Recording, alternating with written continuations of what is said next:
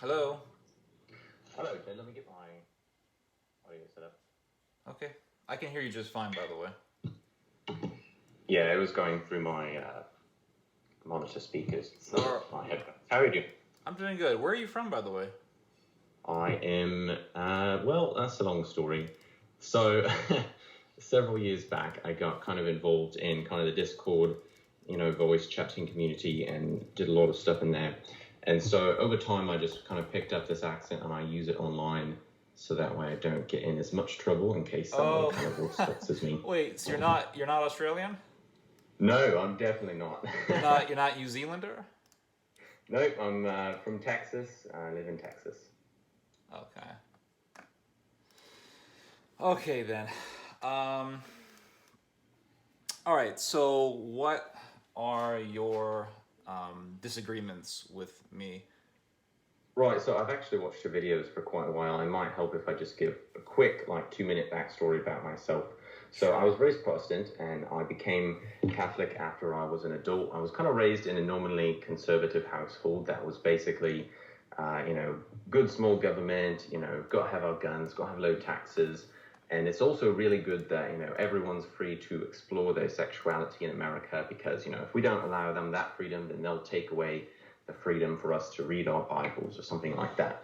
And so, that's kind of just what I was raised with. And as I got older and I became Catholic as an adult, I really started realizing that I was very conservative, not just really economically. In fact, I didn't really care that much about economics, but I was more socially conservative and religiously conservative. And so I got married, I have 3 kids, and uh, over time, especially kind of before the Trump election, I started really giving a hard look at politics. There's a lot of kind of larpy politics going around, like, oh, we're going to, recreate monarchy, or we're going to have an anarcho-capitalist utopia. Yeah. And, a lot of silliness just kind of floating around on the internet. So I really started gravitating towards more the authoritarian right-wing kind of structure of politics. Some people might use kind of pejorative words, or they're pejorative now, like, fascism or something like that. But that's really what it is. But it's, people often use that word to try to, make fun of an authoritarian right-wing kind of reactionary politics. And I also became aware of kind of the racial conflicts happening in America, the differences also, I would say, between racial groups and racial cultures. And over time, I became, maybe a little bit more race realist or something like that. I definitely wouldn't say that I hate any racial groups or anything like that. I have no ill will against them, and I hope all people come to Jesus Christ, and that all men are saved. And I want all people to be able to flourish. But I do believe that at some point we have to live in a homogenous nation. We have to live in a nation that has similar values, similar cultures, similar people groups. And this would be, from my perspective, what is in history. And it's only really a very modern kind of creation where we have this multiracial society, multicultural society. So anyway, that's kind of the quick rundown of things that I've looked at. I've liked your videos a really long time. They're very interesting, very hot takes on political issues. And but every once in a while, you've got a video where you say, like, oh, in fascism, that's just bad people doing bad things. Or you might say, well, race realism, that's like eugenicist. I remember you had a video about where you talked about Stefan Molyneux one time, and I actually do share some of your criticisms towards Stefan Molyneux. But you talk about how anyone who looks at IQ and racial demographics, they're eugenicists. And I don't think, I think you can look at IQ and racial groups without, coming to the conclusion that, oh, I guess the best conclusion is just to kill off a bunch of people. Maybe, a different conclusion could be, maybe these different, people groups are great and I have no problem with them, but maybe they aren't compatible in the same society. Maybe they aren't compatible for race mixing. Do you see what I'm saying? So what do you think should happen? Because, okay, you live in the United States. Right. And there are a lot of different ethnic groups in the United States. What should happen to all the other ethnic groups? Like, I'm ethnically Middle Eastern mixed with a bunch of other stuff, Scandinavian, pretty much. And what should happen to me in this homogenous society? Well, America's a little bit complicated because I don't think there's a clean path forward. But honestly, I think that in I the mean, hold up. long-term I have to solution. stop you. Oh I have yeah. to stop you. Like, we're having this conversation right now, right? We're not. I mean, are you saying that we're not compatible in the same Well, society? I've watched you for long enough that I would kind of consider you to be a European, at least majorly European. And maybe you're not really considering yourself European, but that's No, kind of my I impression. must say I went to Europe, and I must say Europeans are very different from Americans, even though they may look similar in terms of the white American demographic. They are definitely culturally very different. That's And true. in That's a fact, I fair would point. say that I have more in common with, let's say, a black guy in Atlanta, Georgia, than some guy in Berlin or Bonn or Oslo. So I don't see, like, you're talking about homogeneity and the necessity of being a homogenous society, but yet we have all these different groups living in the United States. You have people who are of different ethnicities living amongst themselves. You have people having conversations like you and I are having right now, and I'm not really seeing a tremendous amount of conflict. I would say that it's more so. I would say the issue is more so with values and things like that, and differences in like differences in worldview. The United States in the 1800s was a very, very white society, yet hundreds of thousands of white people killed each other in the Civil War. And then you can say, well, that's history, that's, over 100 years ago or whatever. But you can go to the 1990s, which was in our lifetime, and you had Serbs and Bosnians and Croats killing each other, yet they all spoke the same language, they still speak the same language, and ethnically speaking, they are all of the Slavic strata, the Southern Slavic strata. I mean, Yugoslavia means Southern Slav. So this is my issue with the whole fixation and obsession with race realism and this whole fixation on homogeneity. It just doesn't make sense. I understand. Yeah. I actually don't really disagree with you. I have way more in common with a Christian black man in Atlanta, especially who's working class. I'm working class than I do with some white liberal who happens to be from my same ethnic group who is holding up a Trans Lives Matter flag in California or something. Of course, I have way more in common with that, but I don't think that just because I have more in common with, say, a great, hardworking Christian black man in Atlanta, then that means that the best path forward is, maybe nationalism via values. I think that people groups and humans in general are tribal and do require to live a conservative lifestyle, to live a family-oriented lifestyle, even if they are killing each other, even if there are there's tremendous war, to live that family lifestyle with the values oriented around perpetuating their family line, perpetuating their ancestors' desires.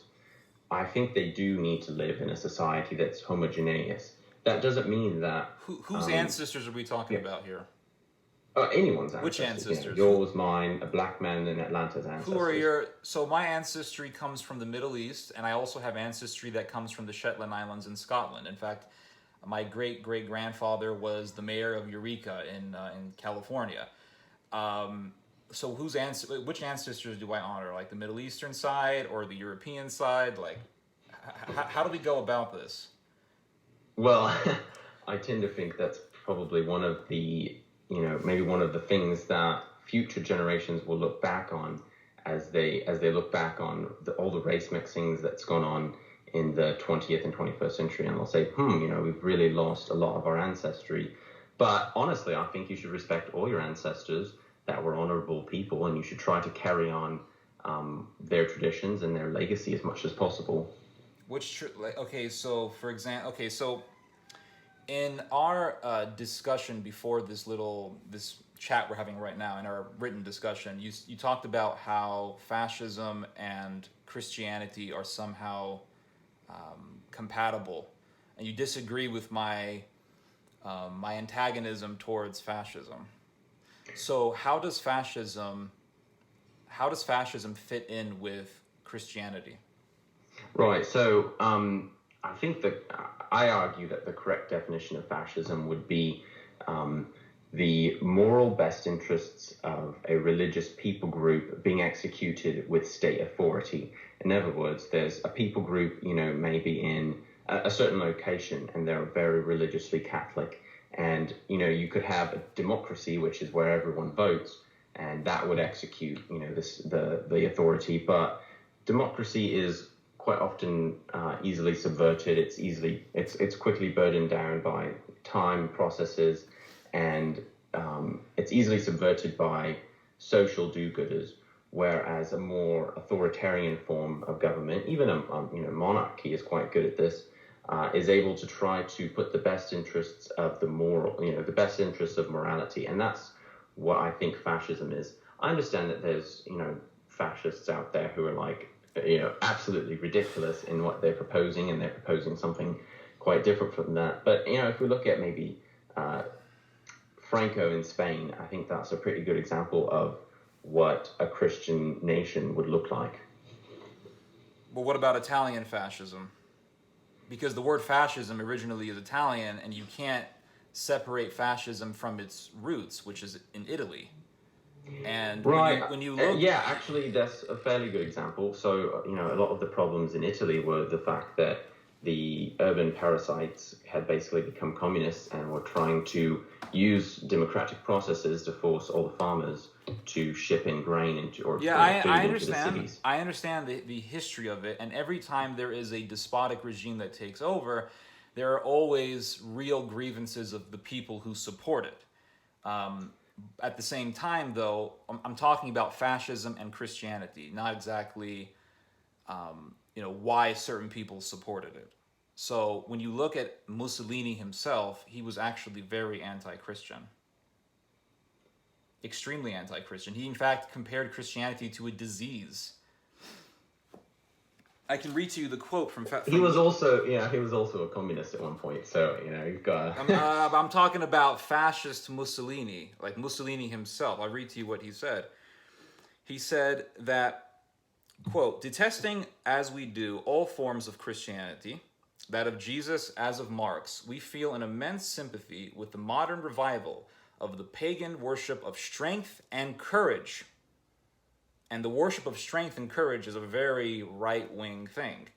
And so he also talked about how the church really had no place in society. He was extremely anti-Catholic. And also there were riots in Rome, anti-Catholic riots in Rome done by fascists, in which people screamed death to the Pope. There was Carlos Scorza, who had all sorts of vitriolic things to say against the Catholic Church. So if fascism is so compatible, I mean, you would see these hardcore fascists in the first half of the 20th century being very pro-Catholic.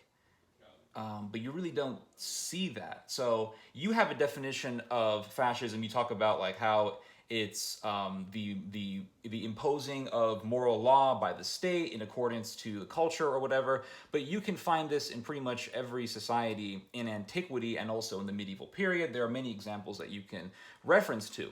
But I'm talking about what actual fascism is, which is the worship of the race, the worship of the people, the convergence between the state and corporations, also the romanticization of some sort of a glory day, some sort of a past history, and then connecting that with the present day people in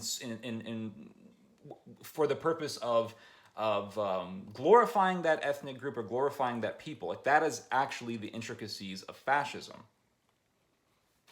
So I don't really care about like your perspective of fascism and how it's the imposing of a moral belief. Like every government imposes morality, even liberal governments impose morality. So I just don't see how that is even an adequate argument. Like for example, Stalin, who was it goes without saying Stalin was a communist, but even under Stalin, morality was imposed. Che Guevara imposed a moral system. And he was obviously, I mean, you and I both know Che Guevara was a communist. So I just don't see how that's an adequate argument. You definitely bring up some fair points that, and this is where, so a lot of the reason for the fascists rising up in Italy were, and you could even compare this to, maybe Germany, and that was more, kind of rebranded fascism, which, and I'm not advocating for Germany, but there was the majority of the base that kind of brought fascism to light in Italy was Christian, because they had a huge amount of grievances against the atheistic communists who were, really stamping out churches and farmers.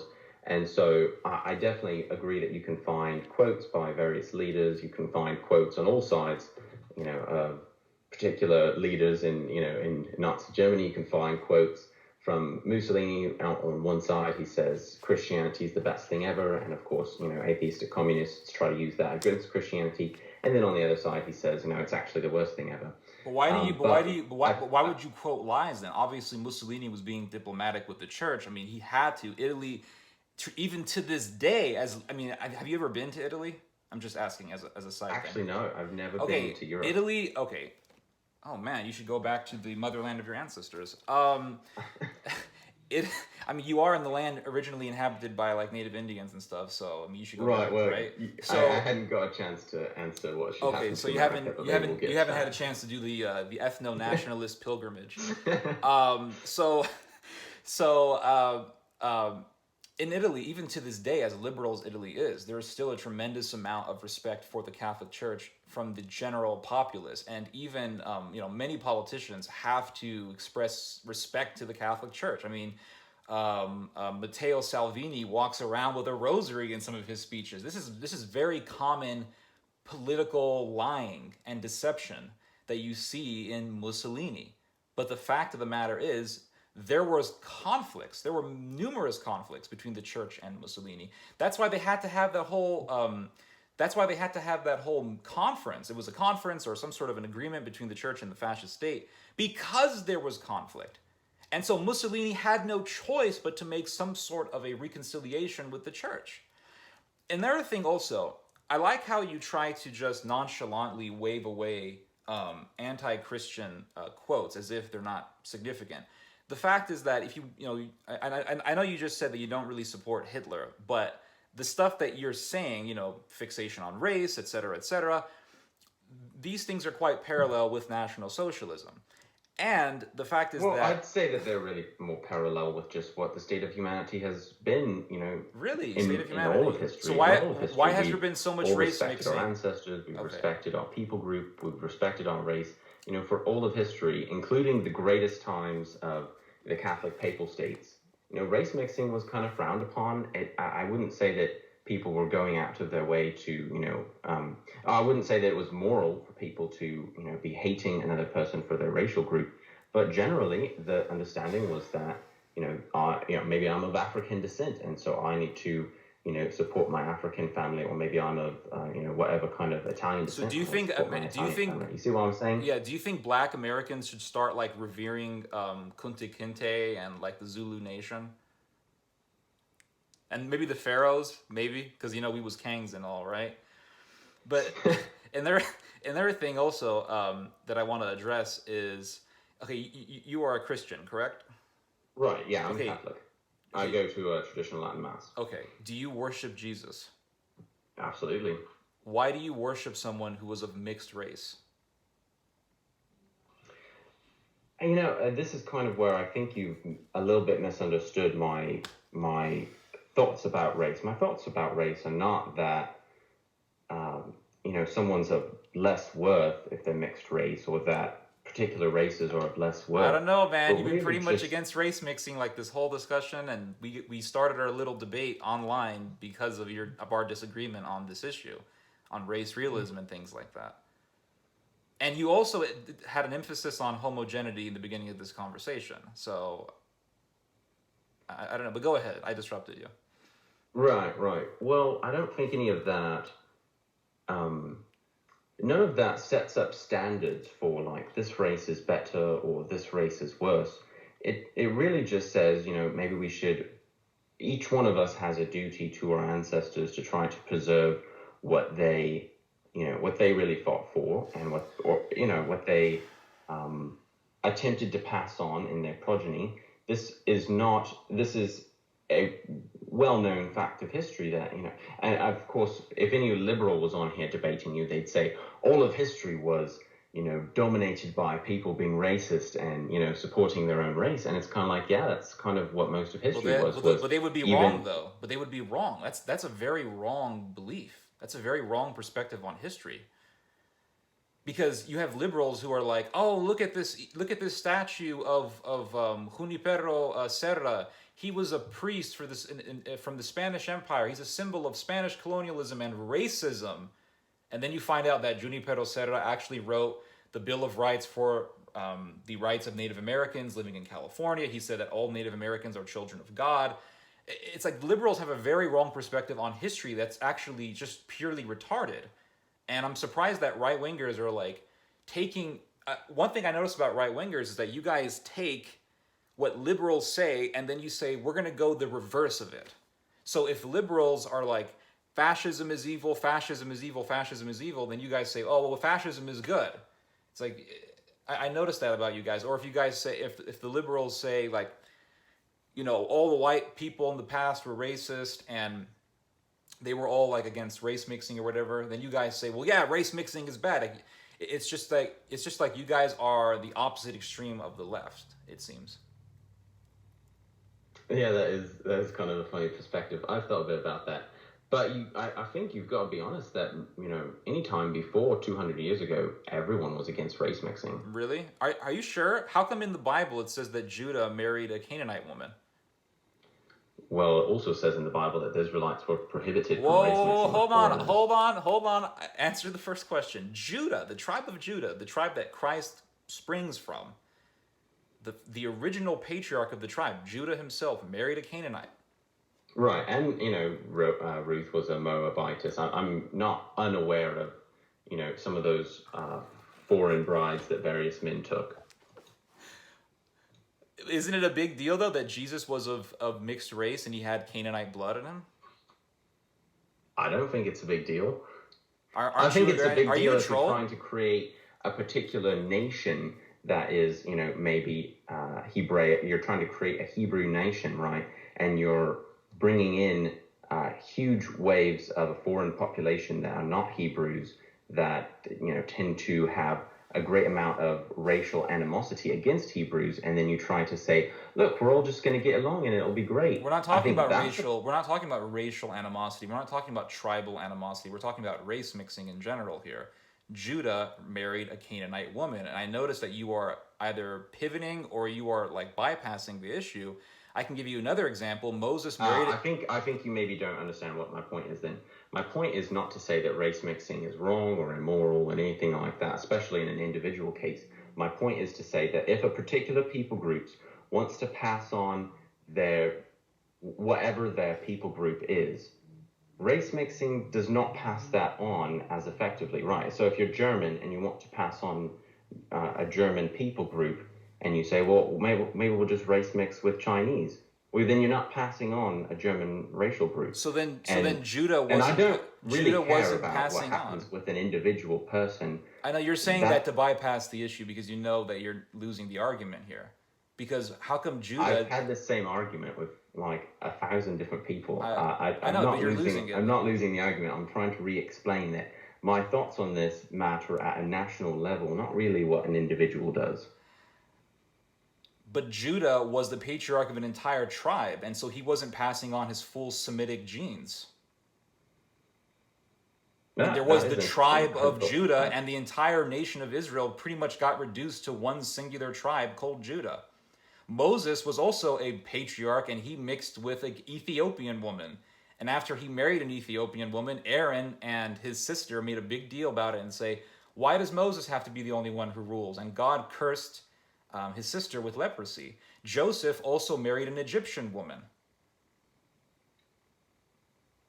So there's plenty of race mixing going on. I mean, King Solomon married a bunch of women from different races as well. Married, I mean that was part of monarchical diplomacy, very common in those Right, days. but okay, so this is where I still don't think you're getting what I'm saying. You're pulling an individual example out and saying, No, no, look, no. this one person in the Hebrew culture It's race not mixed. one And person. I'm saying, It's the right, but patriarch. if the whole It's Hebrew not. people had It's race not mixed one with... person. It's not one Right. person. It's the patriarch of an entire nation of people. Right. So What how do you come think how would have come happened Judah? if So how all come of the Hebrew Judah? people would have race mixed with Nordics up in Scandinavia? Well, there was plenty of race mixing. How do you explain Uriah the Hittite marrying Bathsheba? He was a Hittite. How do you explain the fact that there was an entire tribe of Canaanite living in the Holy Land and they were protected? And Saul was like, I am a Hebrew nationalist, and he wanted to get rid of them, and then God cursed all of Israel with, I think it was a famine or a plague. So the patriarch of an entire nation married someone from a different tribe. That's not like just some individual. That's the patriarch of an entire tribe. And there was also Moabite intermixture. I mean, there was race mixing in ancient Israel.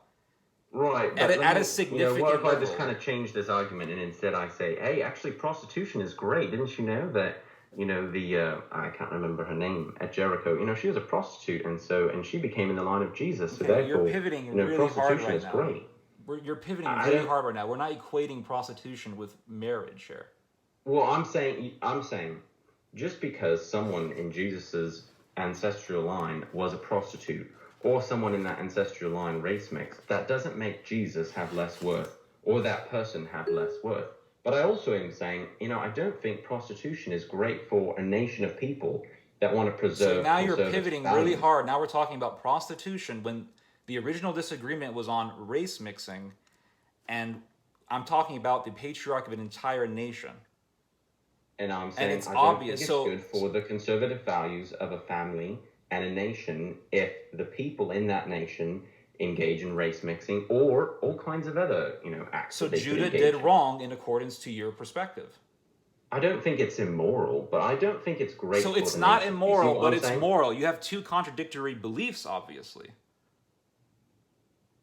How are they contradictory? You just said it's not immoral, but then it's wrong. Well, I'll give you a different example. Let's say, if you eat McDonald's too much, that's not immoral, but it's not great for your body and it's not great So for how your much family. race mixing is too much race mixing?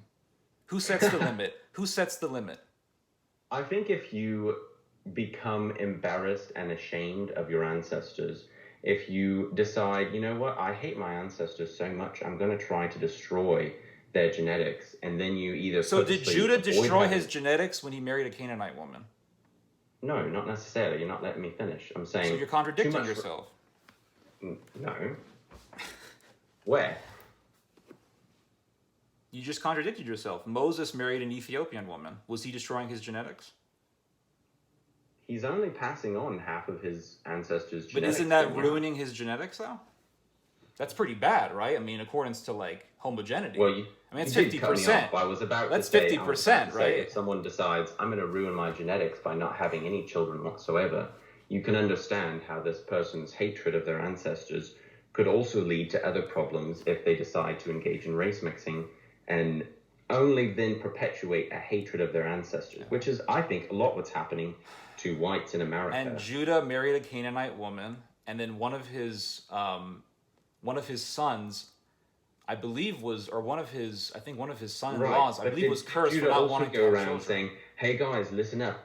Hebrew culture is so evil and despicable. We We're not must talking destroy about everything that. about Who's Hebrew culture. Who's talking about hating on a culture? I'm not talking about hating on a culture.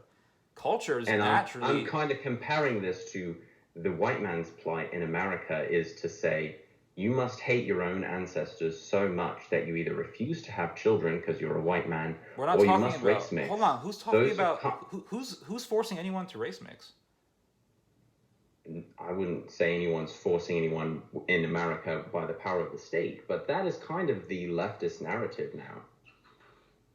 Okay, but we're talking about Christianity and fascism. And Christianity, fascism, and your ideas of race mixing. and I'm giving you actual concrete examples of race mixing in the Bible that wasn't condemned. I don't think they're a problem. I don't think they're a problem. So why are we arguing? I don't really know. So why are we debating? I think we're mostly debating because you are clearly very well aware of a lot of the social issues that leftists or communists or atheists or other, particular ethnic groups of people have brought into Christian society, and you are well aware of a lot of the social issues that we face with our children, whether they're going to, become Christian, or if they're not going to become Christian, they're probably going to become something quite bad. Okay. I think that since you're aware of those things, in some of your videos, you are maybe concerned or scared or don't want to entertain the idea of an authoritarian Christian government rising up that says, we are serious about morality. We are going to ban pornography. It will be criminalized by the state.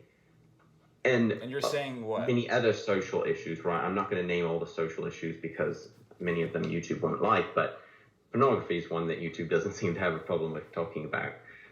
Right, so this very authoritarian state, do they seem kind of scary and right-wingish? Sure, they do kind of seem scary and right-wingish, but I don't really see any other options other than the current path that we're on that's only led to more and more public degeneracy and children indoctrination. That's really kind of the key crux of my issue. So what are we disagreeing on? I'm not sure, but I know we definitely disagree on race realism a bit, and I don't think I'm going to change my mind because you're a very smart guy and you've looked at it a lot, and I don't think you're going to change my mind because I've looked at it for years and I've had a 30-minute conversation with you, but I guess it was interesting to get that out on the table as well. Okay, but I mean, when you wrote me, you talked about my disagreements or our disagreement on the compatibility between Christianity and your racist ideology, which it is obviously racist. And, well, it's ethnocentric. And I've just given you several examples of race mixing in the Bible, between race mixing done by very significant people in the history of Christianity: Judah, Moses, Joseph, the fact that Jesus himself is of mixed heritage. And you just keep... And I've told you that I don't see any problem with those things. So why are we disagreeing? I don't see a problem with individuals doing those things. I've purely talked about at a national level. Okay, so at a national level, Judah is wrong in your opinion. Because he is the patriarch of a Hebrew tribe, and in order to perpetuate his genetics, he was wrong to marry a Canaanite woman. How come Judah didn't get up and say? How come Judah didn't get up and say, you know what? I need to honor my ancestors. I need to marry someone of like the Chaldean or Semitic race.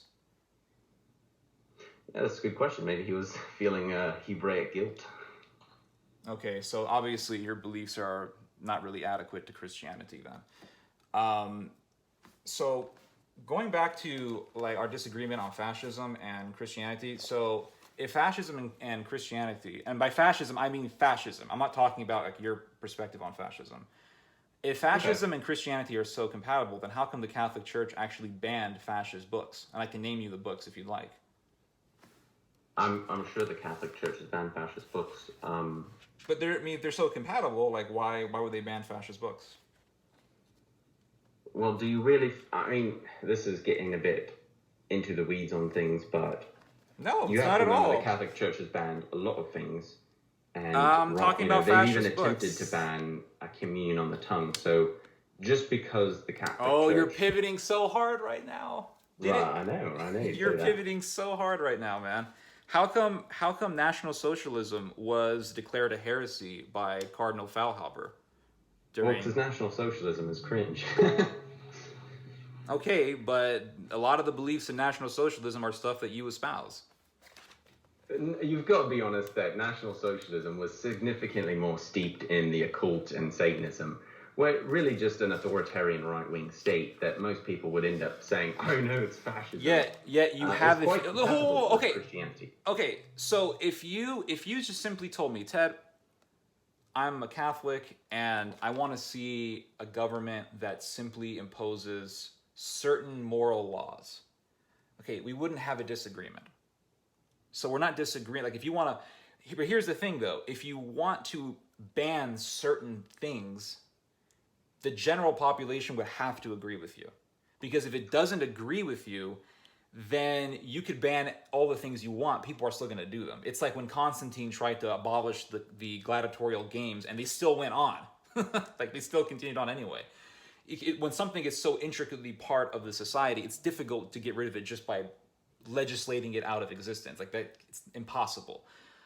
So people talk about, oh, we have to have this form of government and that form of government. The reality is that we need to change the society for the better, because if you ban abortion, let's say, women are still going to have abortions if enough women are in agreement with it, or if enough people are in agreement with abortion. So that's my take on, like, this whole utopianism that a lot of conservatives have about the type of government that they want to see. But my issue with you really isn't that you want to see a government impose certain morality, because all governments, to a great extent, impose morality, right? Like, if you're, walking naked in the street, you get arrested, right? I mean, that happens today. So every government imposes... Well, unless you're, a woman protesting police, then you're fine. Okay, fine. Yeah, point taken. Well, in maybe certain situations, but if somebody's exposing themselves, like some homeless dude is exposing themselves, they're gonna get arrested, or they're gonna get apprehended. But my point is that all government imposes morality. But that's not my issue. My issue is when you talk about how at a national level there needs to be like some sort of homogeneity, and that homogeneity must be somehow enforced. That's where things get dangerous. I don't think I've actually said that it should be enforced, and I don't think I'd be in favor of any kind of laws that enforce something like that. Okay, then how would you have this society then? Well, I think you could look at, and I'm sure you're a very smart guy. I'm sure you can pull up something where, one time Hungary did a bad thing. But, let's take Hungary today. Right now, they are fairly nationalistic. They are fairly protectionary of Hungarian people. If you want to immigrate there, you kind of need to prove that you are of Hungarian descent. I don't think that's a bad path forward for a country like Hungary. Now, are there ethnic minorities that live in Hungary? Absolutely. Should they be, should they have laws prohibiting these ethnic minorities in Hungary? No, I think that would be unfair. But at the same time, Hungary is aware that the purpose of a nation is to give its people group protection, security, order, and morality. And I believe part of that protection requires that the nation to understand that it is a particular ethnic people group and should protect that particular ethnic people group. Do you see my point there? Mm-hmm. Yeah, I see what you're trying to say. And if Hungary wants to prevent immigration or something like that, that's the choice of Hungary. But what I would say, though, is what if somebody from the majority demographic wants to marry someone from a minority group, and all of a sudden you have race mixing? Right, there's no laws prohibiting that in Hungary, and neither should there be laws prohibiting that. But wouldn't that be against homogeneity? Not really. I mean, when you have one person, this has happened in North European culture for quite a long time with East Asians, and it doesn't really affect the majority of the population very much when it's in small numbers. What if it happens when the entire population is being demographically replaced by a racially animosic tribe, then yeah, you run into a lot of social issues then. But I would not have any problem with, a person in Hungary race mixing with another person in Hungary.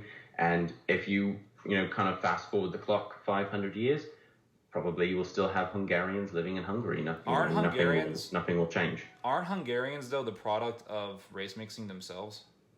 Aren't they mixed up with like Turkic or some sort of Turkic tribes that went in there? I think East Asians as well, Mongolians, they're partly race mixed. Yeah, like hunted peoples, right? Right. No. This is part of where you've misunderstood, I think, my issue from the beginning. My issue is not that race mixing like degrades humanity or it degrades people. It just hurts a nation as they're trying to protect that people group, and that's what's happening in America to white people. Is that there's a particular political goal to hurt Europeans and hurt white people in the United States, and you cannot have that goal and also be carrying on a European civilization at that same time, because they are diametrically opposed to one another. So if in 1,000 years all the people in the United States kind of race mix together and we end up with some new sort of ethnic group in America, right? And then in this 500 years from now, this new ethnic group, we'll call them American. I would say, hey, look, if you want to be American, then you kind of have to marry Americans to keep that American ancestry. But if you then import, 6 million people from another place, you're going to again create all that same racial animosity again. Do you see what I'm saying? I'm really not against. I don't think that race mixing degrades a person. If it doesn't degrade them, then what's your issue with it? My issue with it is that it creates quite a bit of national strife, and it also, as I have looked throughout history, it also inevitably leads to liberalism and a degradation of the family. But Hungarians, I mean, we both agree that Hungarians are the product of race mixing, and they seem pretty conservative. Japanese people, they are, because they're Japanese people are homogenous. Japanese people are also the result of race mixing between Ainus and different peoples who migrated in from mainland Asia, specifically from the Nara Kingdom in Korea, and Japanese people are pretty united. Japanese people are, homogenous. They are homogenous. They're not homogenous. That's generally not Christian though, so they're also quite unconservative in many ways. Italians are like some of the most race mixed people I've ever seen in my life. If you go to Italy, you see people who are light skinned, dark skinned, people who have afros like mine, people who are olive skinned and they got big old fat afros. Like, Italians are some of the most race mixed people ever. Yeah, but a lot of the kind of outward expressions of maybe a person's race or ancestry are very incidental. I think there are there's very incidental things. You could even just have a child that's born with, very bushy hair. What do you mean incidental? What are you talking about? You see people who are darker than me walking around Italy, and technically they're Italians. And you got people in Milan who are pretty light-skinned, yet they're all considered Italians. That sounds very interesting. I have not been to Italy, so you don't have to go to Italy. I mean, you could just look at Italian people on the internet. I'm not saying that you're and they're pretty united. I mean, they're pretty united. Yet, if you go to Yugoslavia, if you want to see hatred between two ethnic groups, look at Croats versus Serbs. Yet they both speak the same language, and they both have the same types of last names, and they both have the same types of facial features. Yet they hate each other. Right, so that's actually a good example. Let's use that one. So I've watched your videos for a while. You're a lot more studied on history than I am, so correct me if I get something wrong. But, you've got Croatians, and maybe you form a nation of Croatians. You've got Croatian nationalism, and you've got Serbs, you form a nation of Serbs. You've got Serbian nationalism. Now, if you then go to the Croatians and say, look, listen up, folks, we're going to go ahead and immigrate, our entire population of Serbians into Croat culture, and you can't really do anything about it, and also you're going to be have your finger wagged at, and you're going to be fired from your job if you disagree with it.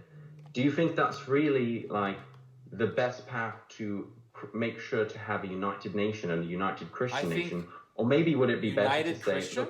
Oh, okay. What does that have to do with Christianity? Sorry, you were going to say something. I'll let you finish your question. Go ahead. I was just going to say, maybe it's better to say, look, these people are clearly not able to get along well together.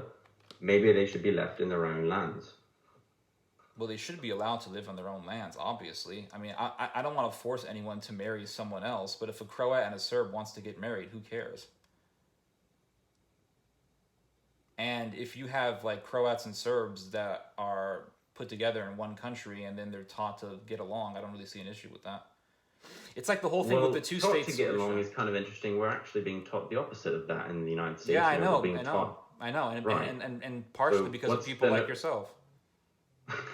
I like to think of myself as actually trying to do the opposite of that. Absolutely but not. in a Absolutely realistic way. not. Absolutely not. This whole conversation, you have been expressing nothing but negativity towards race mixing. That it hurts a people, and it's actually you have the left wing side that does stoke problems. There's absolutely no doubt about that because the anti-white this, white people that, white people this, racism that. Absolutely.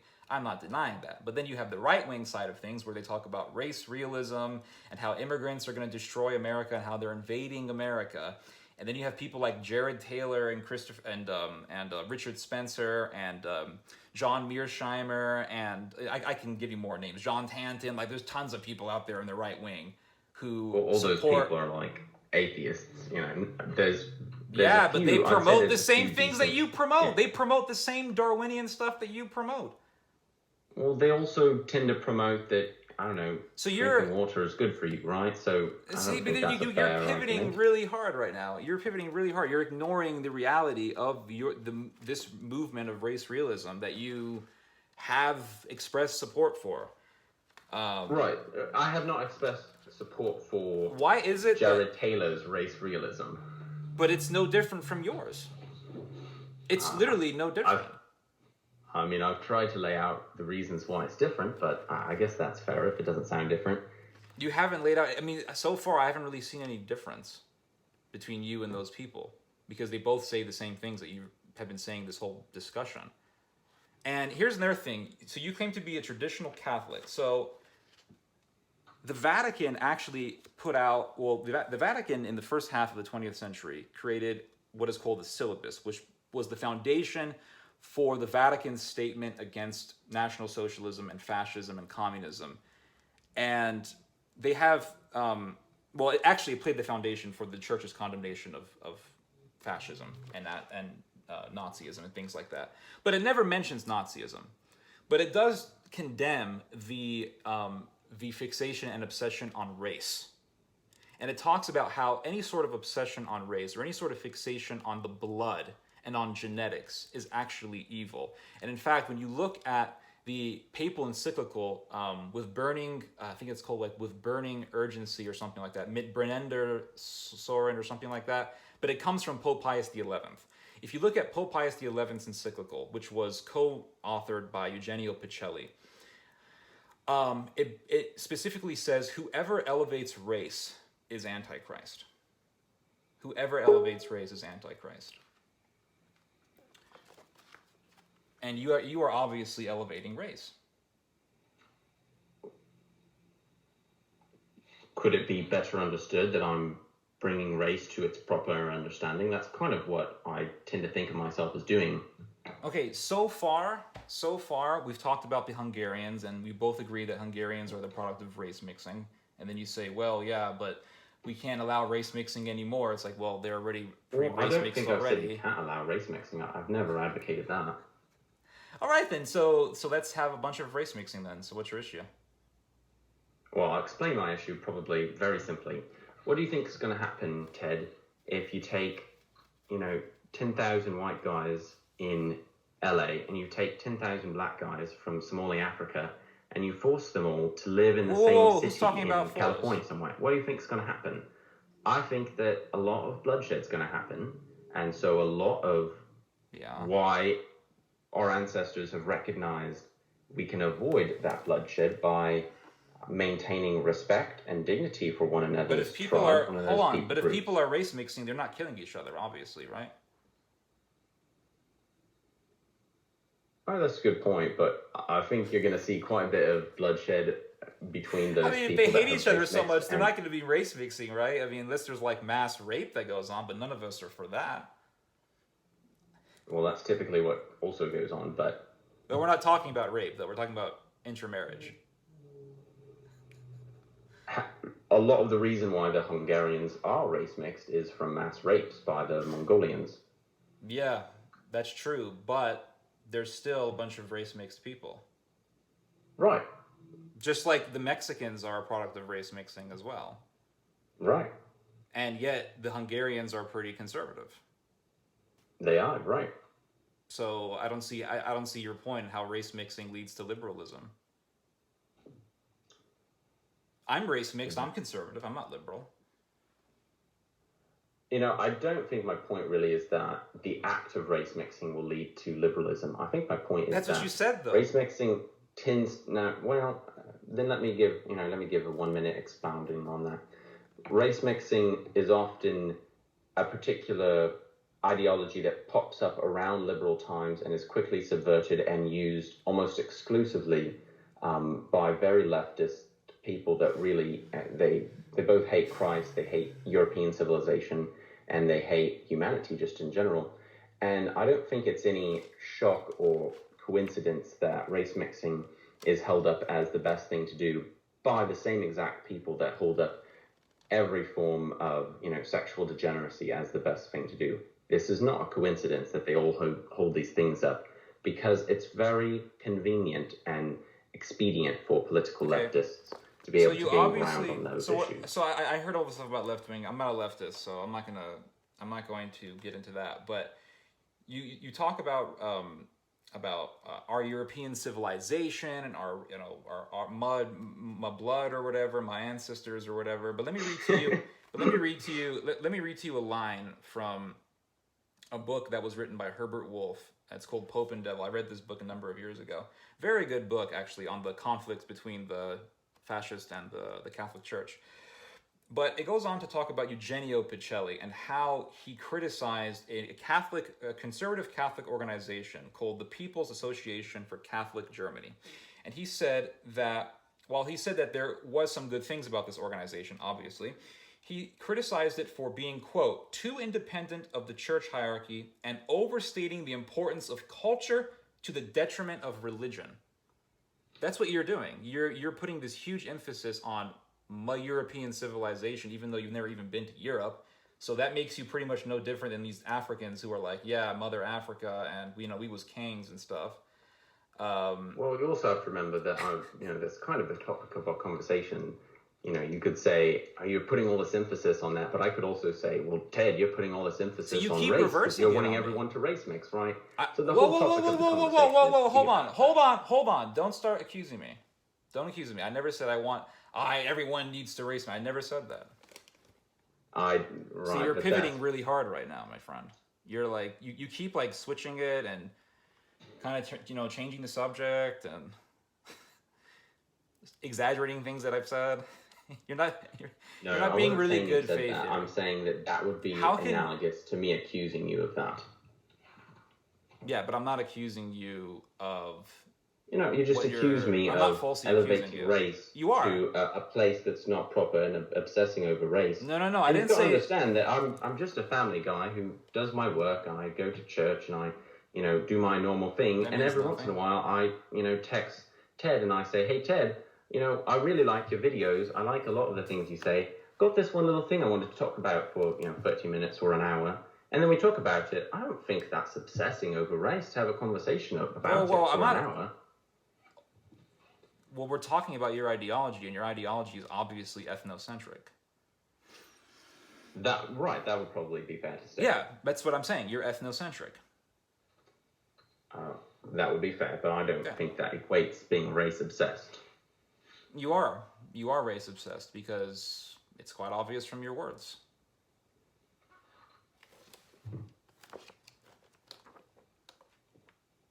So, is there anything else that you disagree with me on? I mean, no, I don't think so. I really enjoyed watching your videos for a while. They're very good. Okay. And it's been fun seeing you get banned, and then I look around. I just wait. Okay, when's the next video going to pop up? I just keep typing to YouTube every couple of days. Theodore Shoebat, and eventually another account pops up. Yeah, I come back. Yeah, I'm able to follow that one. Yeah, I come back. But is there anything else that you want to say? No, I just thank you, brother, for taking the time to talk with me a little bit, and God bless you. I hope you and your father are able to stay safe and continue preaching the gospel. Yeah, the gospel that doesn't obsess over racism, of course. Not your gospel. But here's another thing, though. Because you talk about European civilization and all that, but what about like the black guy who hates gay marriage and abortion? Is he a part of European civilization or what? I mean, if he lives in Europe, I guess he's part of European civilization. He's but not, he's there's like an American. great, I could take Uganda as a pretty decent example. The government is fairly anti-homosexual, and So I think my the question, government's got some good points going for it. Right. So you have African Americans who agree with me on gay marriage and abortion and all those things, and they're not part of European civilization. So why can't the emphasis be on spiritual ideology as opposed to just race? Well, I would say that, okay, so I'll answer that this way. In governments in whole, and for people in whole, that's exactly where the emphasis should be on. For our particular discussion here, I'm just kind of disagreeing with you on one little point after listening to lots of your videos, and so we're discussing that little point. No, dude, we are discussing that point. But in the context of this discussion, you have brought up European civilization, you have brought up the dangers of race mixing, you have brought up the importance of homogeneity and all that stuff. But at the same time, you say you're a Catholic, even though the Catholic Church has condemned your ideology numerous times.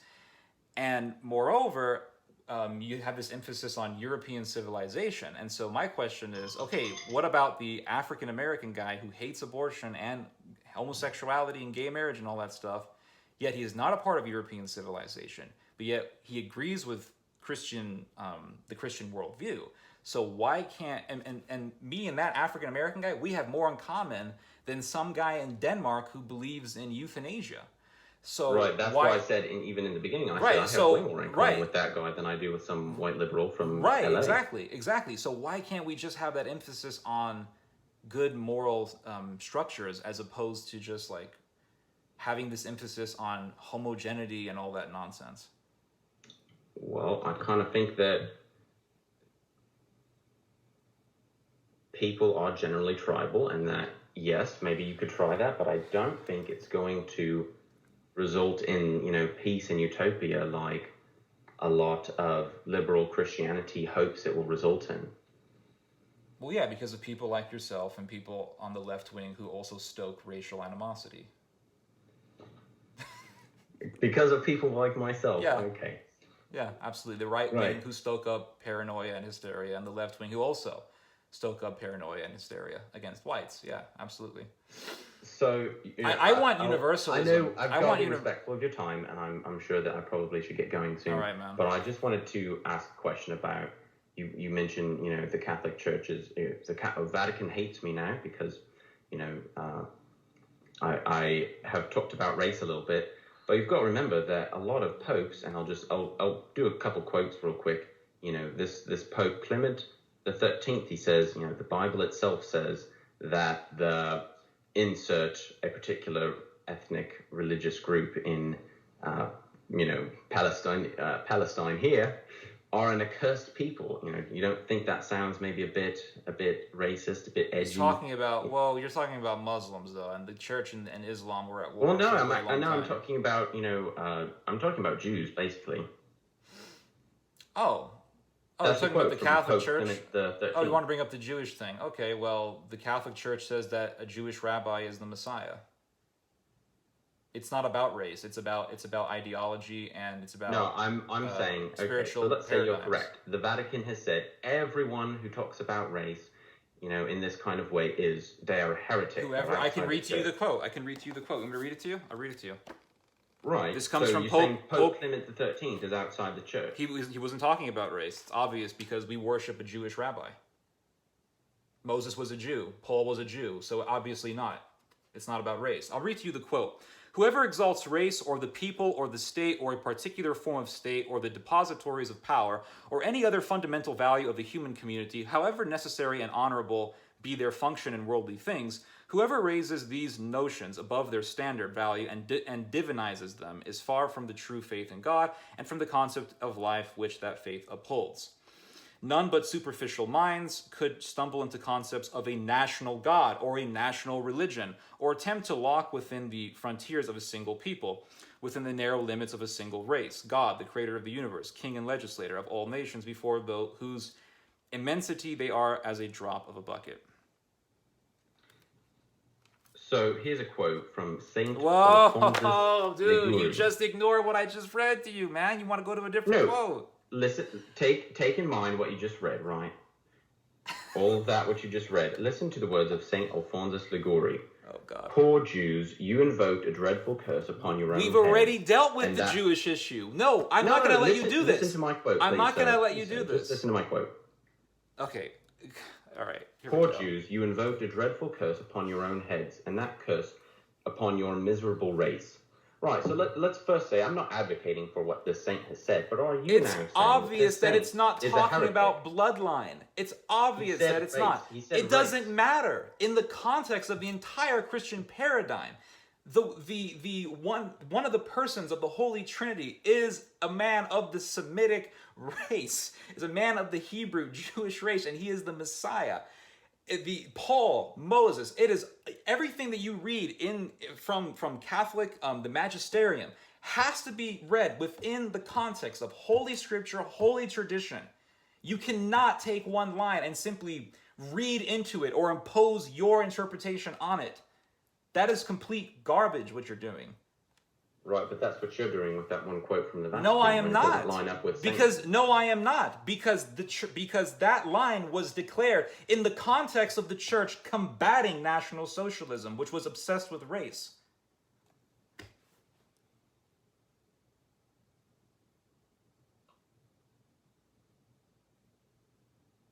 So you have no problems with the words from Saint Alphonsus there? No, because it was against the theological paradigm. Bro, it says that the Jews race. had. I mean, come on, bro. It says race. So what? Race could be right, people. So, race is hold on. Race is a social construct. Race could be a people. Race could be, for example, in the Council of Clermont, the Pope describes the bastard Turk. Does that mean that the church hates the Turks, the Turkish race, even though you had Turks who converted to Christianity and the church accepted them? You can find lines from the Catholic Church on the indigenous people in the New World and how they were savages and blood drinkers and cannibals. Yet you find so many stories of indigenous people converting to Catholicism.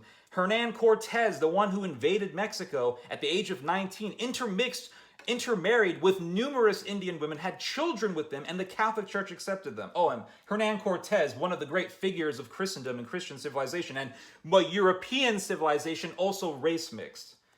And there was tons of intermixture between white Spaniards and indigenous people. So your whole belief system is based on a chimera.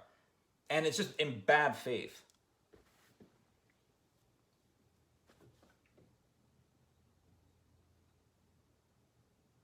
So what you're saying is that basically you have to at the same time... Well, see, this is the problem that I'm not sure... If the entire battle between the Jews and the church was based on race, then the entire New Testament needs to be scrubbed, and you need to agree with Alfred Rosenberg and the rest of the positivist Christians in the Third Reich who talked about how Jesus was not really a Jew, and those things, the Bible was corrupted by the Jews and all this stuff. Because there's no way that you can sit there and say that the church is anti-Semitic or against the Jewish race or whatever, when the fact is that the entire Christian religion comes from ancient Israel and we worship a Jewish rabbi. You cannot bring in that quote into this discussion and call it an adequate argument. Okay, I don't know. All right. Okay, you have anything more to say? I don't think so. I think you've deeply misunderstood a lot of my talking points, but that's okay. I didn't misunderstand anything. But anyway. No, bro. You specifically said, that my particular, our 1 hour conversation completely outside the Catholic Church. But then in your defense, you bring up people who said that, that indigenous people were savages, and I wouldn't even quite go as far to say that. So you either have to say all these saints in Catholic tradition are outside of the church, or this one guy that I'm talking to on Skype is outside the church. They weren't. The saints obviously weren't outside the Catholic Church, and I explained that quite adequately to you. I don't think it was very well explained. I think it was a bit of a cover for the fact that I'm presenting some topics about race in a way that's not offensive, it's not hatred, it's not No, but meant it's to obvious. demonize any particular racial groups.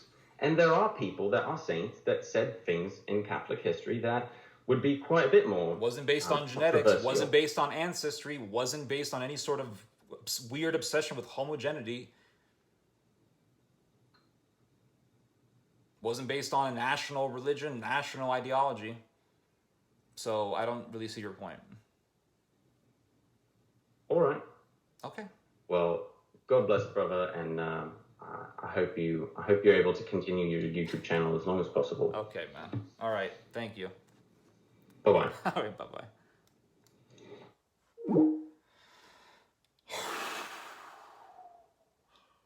Talk about bad faith. Oh my goodness. All right. I'll see you guys later.